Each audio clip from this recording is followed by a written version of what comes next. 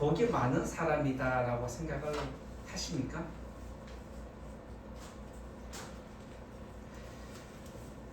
내가 복이 많은 사람이다라고 말한다는 것은 쉽지 않습니다. 그런데 저와 여러분은 분명히 복을 많이 받은 사람입니다. 믿으시기 바랍니다. 왜냐하면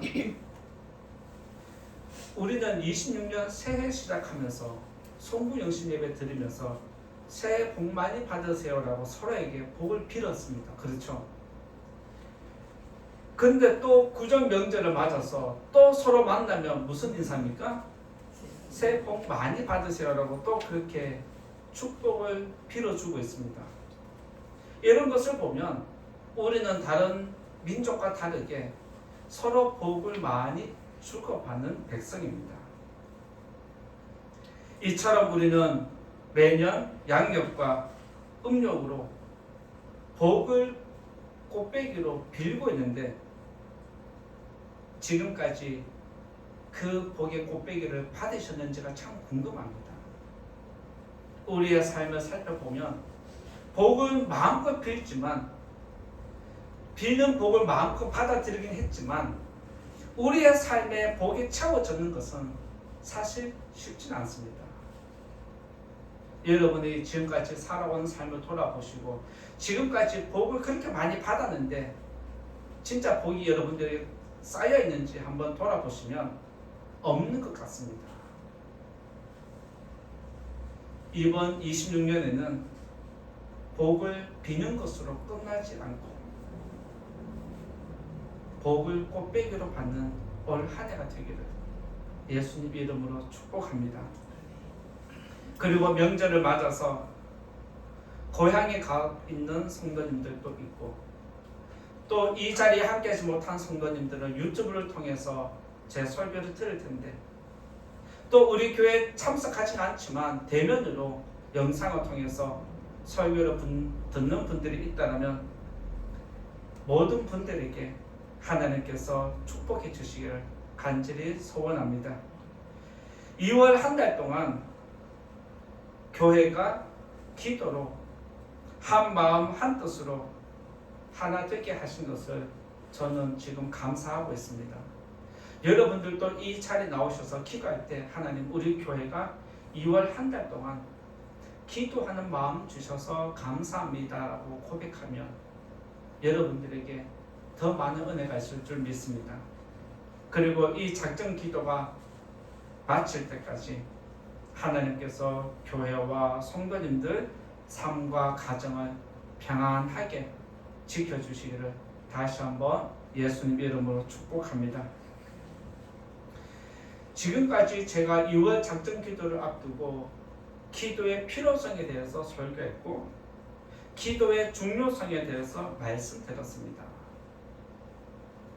그러면서 제가 또 작정 기도하면서 느낀 것이 있는 게 무엇이냐면 기도의 필요성과 중요성은 늘 설교를 해왔지만 기도하고 난 다음에 기도하면서 우리에게 주어지는 유익함이 무엇인지 기도의 유익함에 대해서는 설교를 많이 하지 않은 것이 생각이 났습니다. 그래서 오늘은 기도의 필요성과 중요성보다 기도했을 때 우리에게 주어지는 유익함이 무엇인지 말씀드리고자 합니다. 기도의 필요성과 중요성은 조금 강압적인 의도가 있습니다. 기도가 필요하니까 기도하십시오. 기도가 중요하니까 꼭 기도해야 됩니다. 강압적인 것이 들어가 있습니다. 그런데 기도의 유익은 스스로 기도하십시오라는 선택권을 주면서 당신이 이런 복을 받기를 원하면 기도하십시오라는 것입니다. 때로는 믿음 생활을 하다 보면 강압적일 때가 있고 선택권을 여러분들에게 넘길 때가 있습니다. 너무 강압을 해도 불편함이 일어나고 또 너무 선택권을 넘겨줘도 풀어주는 것이 우리의 믿음 생활입니다. 그래서 믿음 생활에도 때로는 강압적으로, 때로는 선택권을 넘기면서 여러분 스스로가 하기를 바라는 것이 하나님의 말씀이다 생각이 되어집니다. 그래서 이 자리에 계신 성도님들, 우리의 기도는 의무입니다. 또 한편으로는 내가 할 수 있고 안 해도 되는 선택권이 있습니다. 여러분들은 앞으로 어떻게 하시겠습니까? 여러분들이 기도에 열심을 내면서 믿음도 지키고 여러분의 삶도 더 안정되기를 간절히 원하면서 오늘 또 우리에게 기도할 때 주어질 유익이 무엇인지 말씀드리고자 합니다. 첫 번째 말씀드릴 것은 믿음이 성장한다라고 말씀드릴 수 있습니다. 기도할 때 주어지는 유익함은 믿음이 성장하는 것입니다. 1절에 있는 말씀 한 번 더 같이 보겠습니다. 1절 말씀 같이 읽어보겠습니다. 시작. 그러므로 내가 첫째로 권하노니 모든 사람을 위하여 간구와 기도와 도구와 감사를 하되. 지금 사도 바울은 이 편지를 누구에게 썼냐면 그의 영적인 아들 디모데에게 편지를 썼습니다. 그리고 디모데는 지금 목회를 하는 목회자입니다.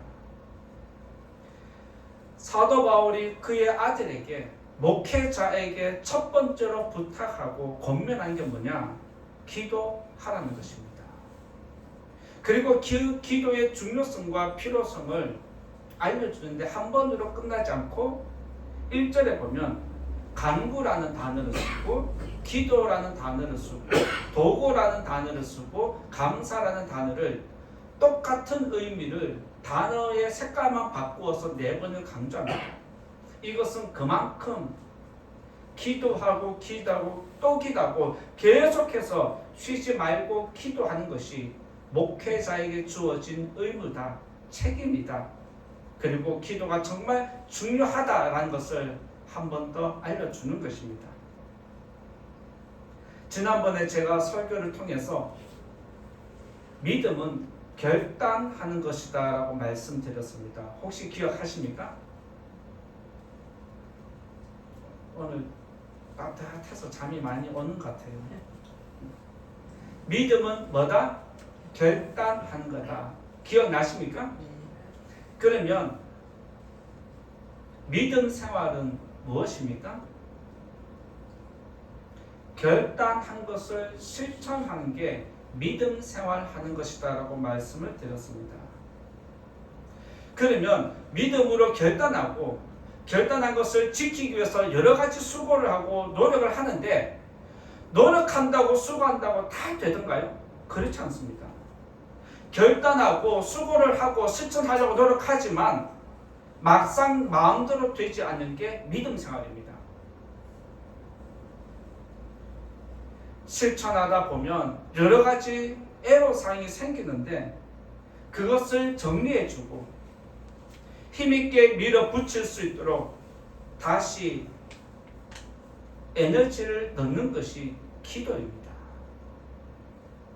그래서 기도는 믿음 생활의 버팀목이라고 할 수 있습니다. 기도는 믿음 생활의 버팀목입니다. 몸이 약해지면 영양제를 우리가 섭취합니다. 마찬가지로 우리 영혼이 부족하고 연약하고 이 세상에서 흔들릴 때 그때 영양제와 같이 에너지 공급하는 것이 기도입니다. 결단하고 실천하는 것, 이것만으로도 우리 믿음이 성장하는 건 사실입니다. 결단하고 실천할 때 믿음은 성장하지만 여기에 기도가 더해지면, 에너지가 더해지면, 영양분이 공급이 되면 우리의 믿음은 더 빠르게 성장하게 되고 더 믿음이 단단해진다는 이것을 알 수 있습니다.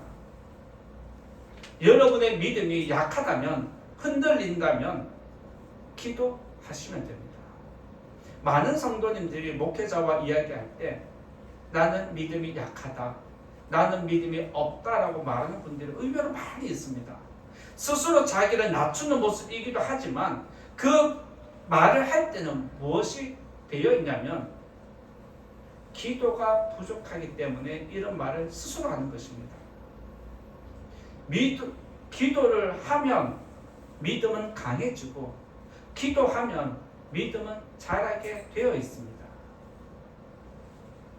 기도는 믿음 생활에 활력을 일으키고 흔들리는 믿음을 잡아주는 것이다. 꼭 기억하시고 이번 작전 기도할 때 릴레이 기도를 통해서 한 번 더 기도에 열심을 내는 성도님과 교회가 되기를 부탁드립니다. 목회자는 자신의 영혼을 위해서도 기도해야 하지만 주어진 사명과 맡겨진 영혼을 위해서 지속적으로 기도해야 하는 것이 당연합니다. 그래서 바울은 디모데에게 목회할 때 꼭 기도해야 되고 그 기도의 대상이 누구냐? 모든 사람이라고 범위를 정해놓지 않습니다. 목회자는 모든 사람을 위해서 기도해야 하는데 안으로는 이웃들, 가까이 있는 가족들, 맡겨진 사명을 위해서 맡겨진 영혼들, 성도들, 그리고 지역을 위해서 더 멀리 나아가서는 전 세계에 이르는 모든 사람들까지 기도를 해야 한다고 알려주고 있습니다. 사무엘은 목회자로 부름을 받고 이스라엘 백성을 하나님이 그에게 맡겼을 때 무슨 이야기를 했냐면 기도 멈추는 죄를 짓지 않겠다라고 고백을 했습니다. 다시 말씀드리면 사무엘은 사역자로서 기도하는 것을 멈추는 것은 죄를 짓는 것과 같다라고 이스라엘 백성들에게 약속을 했습니다. 나는 이 죄를 짓지 않겠다라고 한 것처럼 저 역시도 제가 제 영혼을 위해서 저의 믿음을 위해서 하나님께 계속해서 기도하겠다라고 뜻을 작정하고 지금까지 이 시간을 지켜오고 있습니다. 여러분들도 기도를 멈추는 것이 죄라는 것을 기억해야 합니다. 물론 여러분들은 합리적으로 변명할 수 있습니다. 사무엘은 목사님은 목회자니까 주어진 사명이 있으니까 우리를 위해서 기도해야죠 라고 말을 합니다. 그러면서 성도님들은 스스로 펜스를 치고 나는 그 펜스 안 넘어가고 싶어요, 나는 여기만 머물러 있고 싶다고 말하는 것이 성도님들의 모습인데 그렇지 않습니다. 여러분이 기도를 안 하면 여러분의 믿음 누가 지켜줍니까?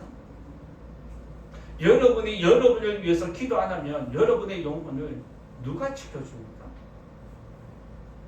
목회자가 알아서 해주겠지.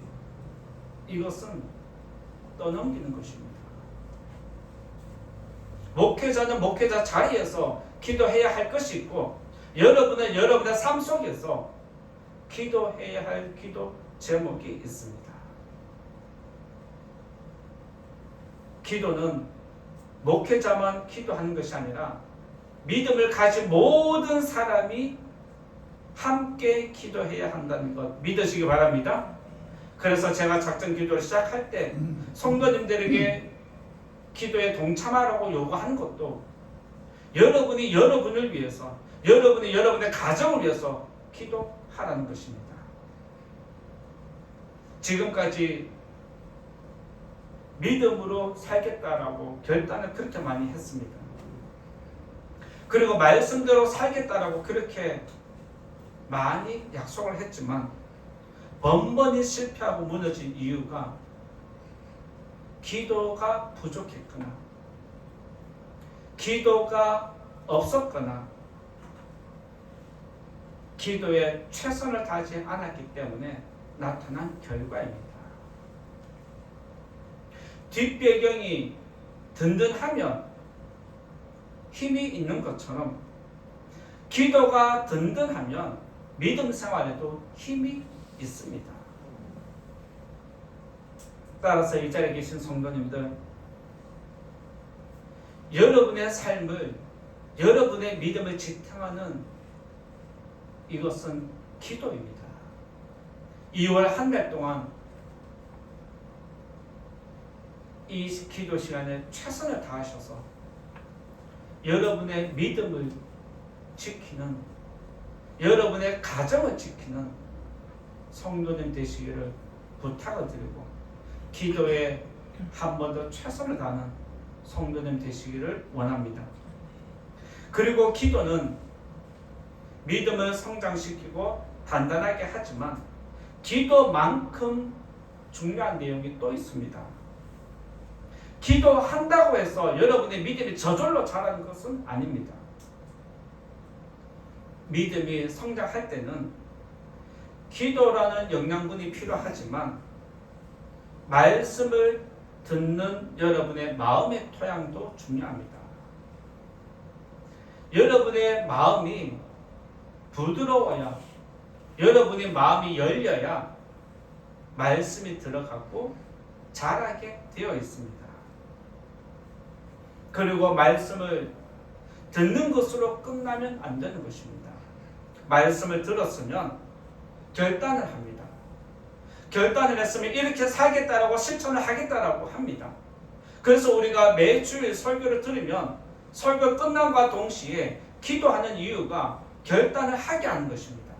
결단을 하게 하면서 이렇게 한 주간 살아보겠다라고 스스로 작정하는 것입니다. 그러면서 그 기도를 여러분이 바탕으로 해서 한 주간 믿음으로 사는 것입니다. 이렇게 우리가 결단하고 실천하고 기도로 힘을 불어넣을 때에, 에너지를 불어넣을 때에 우리의 믿음은 자라고 단단해지는 겁니다. 말씀을 잘 듣는다라고 해서 믿음이 성장하는 것도 아니라는 거 잘 아실 겁니다. 예배 시간에 설교 잘 듣습니다. 그런데 교회를 나가면 다 잊어버립니다. 설교를 잘 듣는다라고 해서 믿음이 성장하는 것 아니라는 뜻입니다. 왜 잊어버리느냐? 여러분 삶 속에서 기도가 약하기 때문에 그렇습니다. 만약 여러분들이 기도하면서 기도에 집중을 하면 내가 오는 주일 무슨 설교 들었지? 설교 내용이 어떤 것인지 생각을 해내야 되고 찾아내야 되고, 그러니까 살기 위해서 노력을 해야 되는데 그렇게 하지 않습니다. 말씀은 말씀이고 기도는 기도고 각자 따로따로 흩어지는 것을 보게 됩니다. 믿음의 성장은 결단과 실천과 기도가 어우러질 때, 하나가 될 때 성장할 수 있다는 것 꼭 기억하시기 바랍니다. 하나님은 고린도전서 3장 7절에서 심는 이나 물 주는 이는 아무것도 아니로되 오직 자라게 하시는 이는 하나님뿐이다 라고 알려주고 있습니다. 즉 저와 여러분들이 믿음을 일으키기 위해서 여러 가지 수고를 하지만 결국에는 그 믿음을 자라게 하는 분은 하나님이십니다. 여러분들이 수고한 만큼, 여러분들이 노력한 만큼, 여러분들이 기도의 씨를 뿌린 만큼 하나님은 도와주십니다. 이 사실을 꼭 기억하시고 기도로 믿음이 성장하고 믿음이 강해지는 그런 은혜가 있기를 예수님 이름으로 축원드립니다. 두 번째로 말씀드리고자 하는 것은 기도의 유익함은 삶이 평안해진다라고 말씀드리고자 합니다. 두 번째 말씀드릴 것은 삶이 평안해진다는 내용인데, 날씨가 좀 많이 따뜻해진 것 같아요. 그죠? 허리 안 피시죠? 눈도 뜨시고, 옆에 분에게 이렇게 인사하겠습니다. 졸지 맙시다. 한 번 더 인사하겠습니다. 설교를 잘 들읍시다. 설교를 잘 듣기 바랍니다. 2절 말씀 한번 같이 읽어보겠습니다. 2절을 같이 보겠습니다. 시작. 임금들과 높은 지위에 있는 모든 사람을 위하여 하라.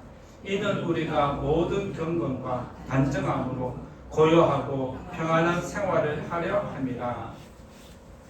바울은 디모데에게 기도의 범위를 모든 사람으로 넓혀야 한다라고 알려줍니다. 그 이유가 무엇이냐면 너의 삶이 평안하기를 원하면 너만을 위해서 기도하지 말고 너의 옆에 사람을 위해서만 기도하지 말고 모든 사람을 위해서 기도해야 한다라고 범위를 제한하지 않았습니다. 우리가 지도자를 위해서 기도해야 하는 이유가 여기에 있습니다. 어떤 지도자가 세워지고 지도자가 어떤 결정을 하느냐에 따라서 백성의 삶의 질이 달라지고 바뀝니다. 러시아의 지도자 푸틴이 세워지면서 전쟁이 시작되었습니다. 그리고 전쟁터에 자기 자녀를 내보내야 하고 안타까운 소식을 듣는 것이 부모의 마음이었고 그 땅의 백성이었습니다. 미국의 트럼프가 세워지고 중국의 시진핑이 세워지면서 경제 전쟁이 일어났고 관세 전쟁이 일어났습니다. 침략 전쟁과 여러 모양의 전쟁은 지금 전 세계에서 우리와 동떨어진 곳에서 일어나는데 전쟁과 상관없이 살아가는 우리에게 지금 고통이 와 있습니다. 우리가 지금 고통을 당하고 있습니다.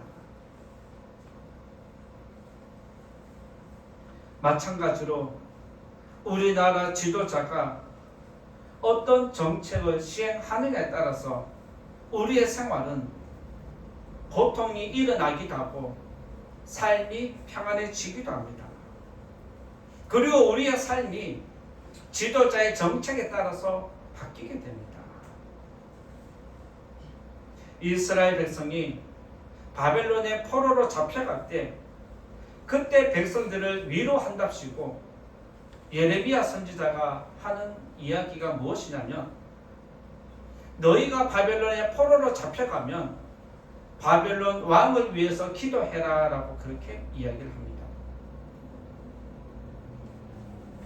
한편으로 생각하면 불난집에 부채질하는 것 같습니다. 악담도 이런 악담이 없고 저주도 이런 저주가 없습니다. 안 그래도 슬프고 고통당하고 모든 것을 빼앗기고 지금 노예로 잡혀가는데 거기에다가 상처난 것에 소금을 뿌리는 심정으로 너희가 그곳에 가서 바벨론 왕을 위해서 기도하라니 얼마나 화가 나겠습니까? 그런데 예레미야가 그렇게 기도하라 한 이유가 바벨론 왕이 어떤 정책을 시행하느냐에 따라서 너희가 고통을 더 가중되기도 하고 노예지만 비록 너희의 삶이 지금보다 조금 더 나아질 수 있다는 것을 지도자를 위해서 기도하면 그 지도자가 마음이 넓어지고 너희를 위하는 마음이 생기면 너희들에게 그 은혜가 흘러갈 거니까 지도자를 위해서도 기도하라는 것입니다. 이것이 모든 사람을 위해서 기도하라는 것입니다. 저와 여러분들도 지도자를 위해서 안 믿는 사람이지만 기도해야 하는 이유가 여기에 있습니다. 나라가 안정되면 우리의 삶이 안정됩니다.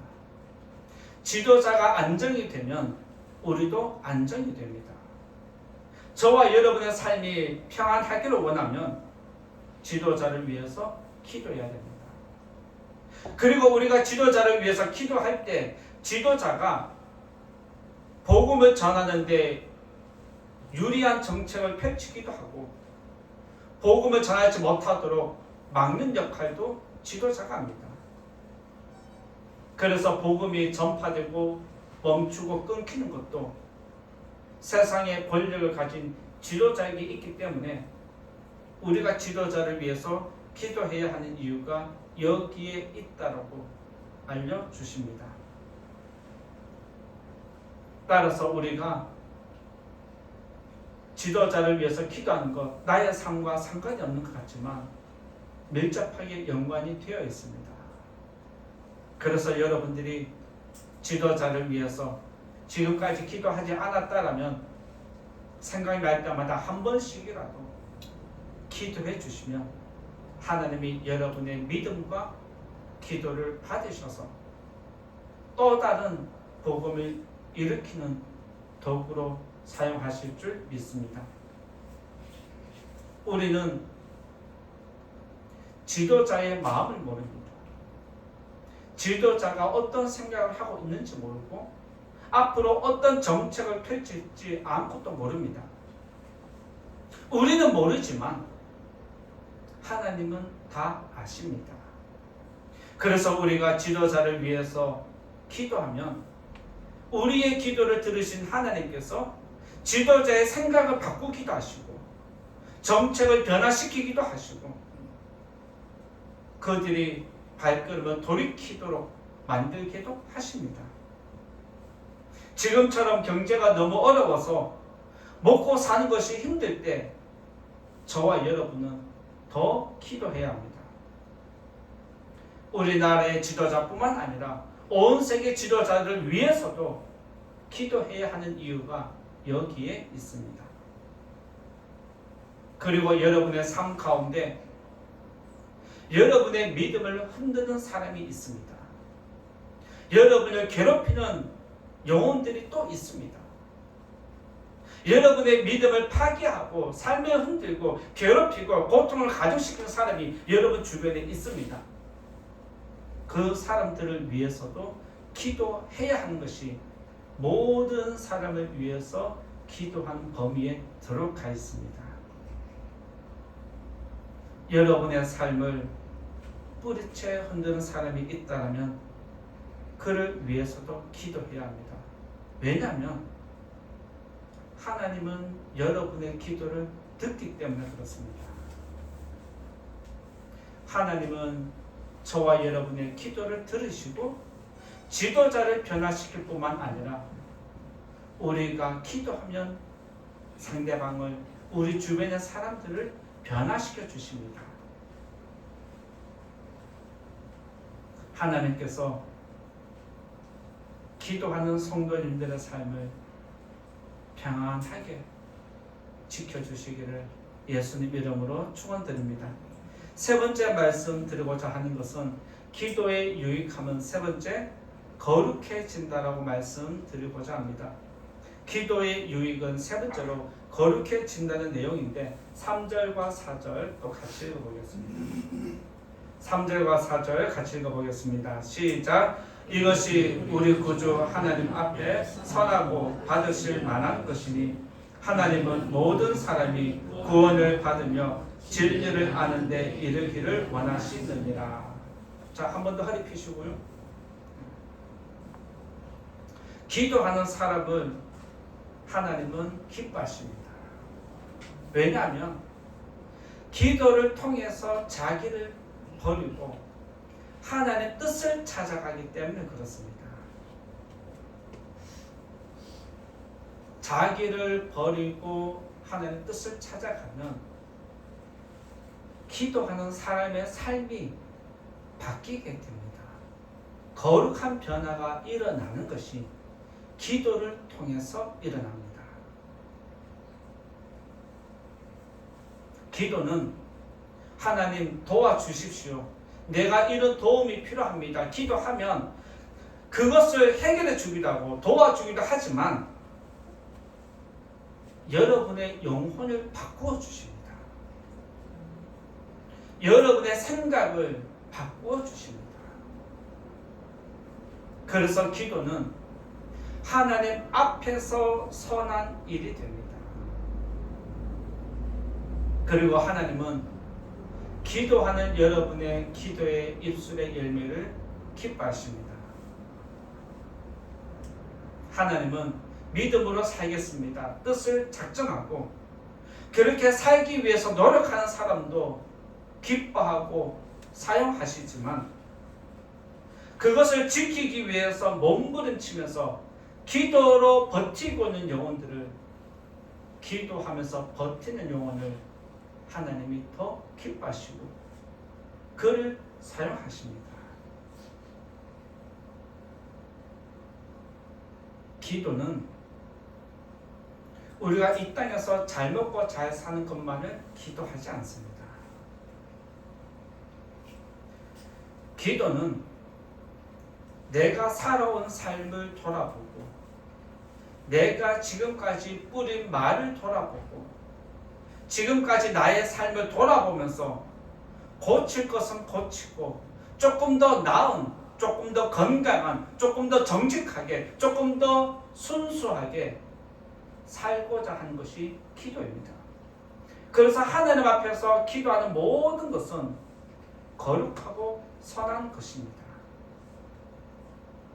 혹시 이 자리에 나오셔서 기도할 때 악을 품고 기도하십니까? 나쁜 생각을 가지고 기도하십니까? 악을 품은 채로 복수하는 마음을 일으키면서 기도하십니까? 기도하는 사람은 악을 품고 기도하지 않습니다. 기도하는 사람은 나쁜 마음, 죄를 품고 기도하지 않습니다. 그래서 하나님은 기도하는 사람을 기뻐하십니다. 왜요? 기도하는 것 자체가 선을 찾아가는 시작이기 때문에 그렇습니다. 기도는 영혼의 불순물을 제거하는 시간입니다. 기도 시간은 세상의 악을 제거하는 시간입니다. 기도 시간은 지금까지 살면서 세상과 적당하게 타협하고 있는 나의 믿음을 다시 회복시키는 것입니다. 그리고 지금까지 살아오면서 살아온 세상의 더러운 것들을 제거하고 벗어버리는 것이 바로 기도 시간입니다. 그래서 기도 시간 자체가 거룩한 것입니다. 그래서 기도 시간이 길면 길수록 여러분의 심령의 깊은 곳까지 청소가 일어납니다. 기도가 짧으면 여러분의 기도는 깊이 내려가지 않습니다. 기도 시간이 길면 여러분의 심령도 깊이까지 청소가 됩니다. 심령의 깊이 내려가면 내려갈수록 여러분의 원초적인 죄까지 다 청소가 일어나게 되어 있습니다. 갈라디아서 5장 17절에 보면 육체의 소욕은 성령을 거스르고 성령은 육체를 거스른다는 말씀이 있습니다. 즉 기도는 육체를 거슬러내는 시간입니다. 영혼의 불순물을 제거하고 세상의 것들을 제거하는 것, 이 시간이 바로 심령을 새롭게 하는 시간입니다. 그래서 여러분들이 기도하면 기도할수록 여러분의 믿음은 순수해집니다. 여러분이 기도하면 기도할수록 여러분의 믿음은 강해집니다.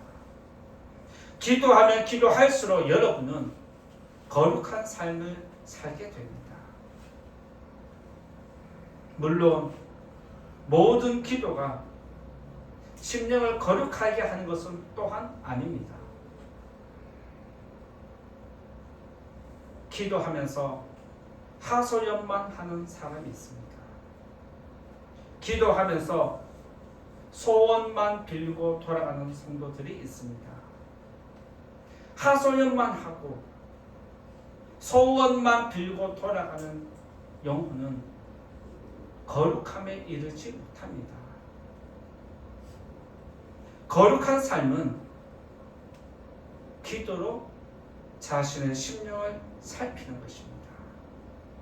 나의 죄를 찾아내고 나의 악을 찾아내고 세상의 것들을 찾아내서 하나님 이거 고쳐달라고 바꾸어 달라고 기도할 때 하나님의 거룩한 은총이 여러분들에게 임하는 줄 믿습니다. 기도하지 않으면 하나님 말씀이 들리지 않습니다. 이쯤에서 한 번 더 질문 드릴게요. 여러분들이 이 자리에 나오셔서 설교를 들을 때 설교를 듣고자 하십니까? 아니면 그냥 가만히 앉아 계십니까? 설교를 듣기 위해서 노력해야 합니다. 아시겠죠?